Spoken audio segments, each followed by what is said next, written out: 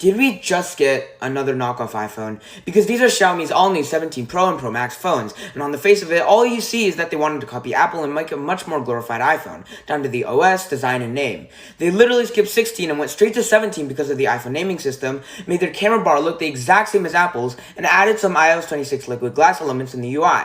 But I really think it's way more than just another wannabe iPhone, and the reason they did all this was maybe kind of genius.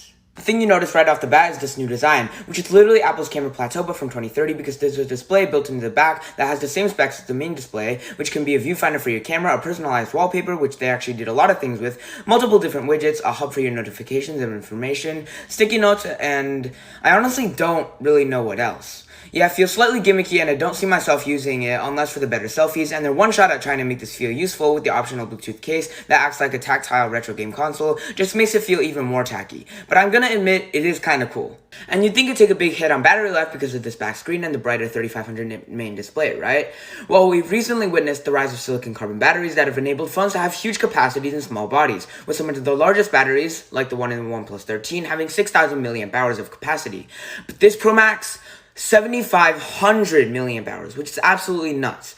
Never ever seen before in a mainstream phone. And because it's silicon carbon technology, they've managed to fit this absurd capacity into a body that's even lighter than the iPhone 17 Pro Max. And the performance on these phones are absolutely crazy. You can get these at 12 or 16 gigs of RAM, and then on top of that, these are some of the first phones to have the new Snapdragon 8 Elite Gen 5 chip, which is giving us some really crazy benchmark numbers. And the cameras are pretty good too. It's got a new improved main sensor with 3 more stops of dynamic range than before, along with the new telephoto camera that has a larger 1/2-inch sensor and a wider aperture than before, which can also now take macro shots. But there were some compromises, and that little dot at the bottom of the main camera bar is the downgraded, narrower, less bright ultra-wide. But the biggest thing we can see from all this copying is the marketing. People coming from iPhones, the best-selling phone lineup in the world, will see this as familiar and welcoming.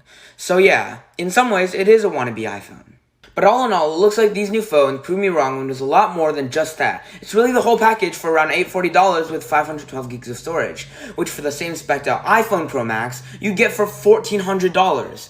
You can't get it in the US, but still, these are crazy, and I can no longer confidently say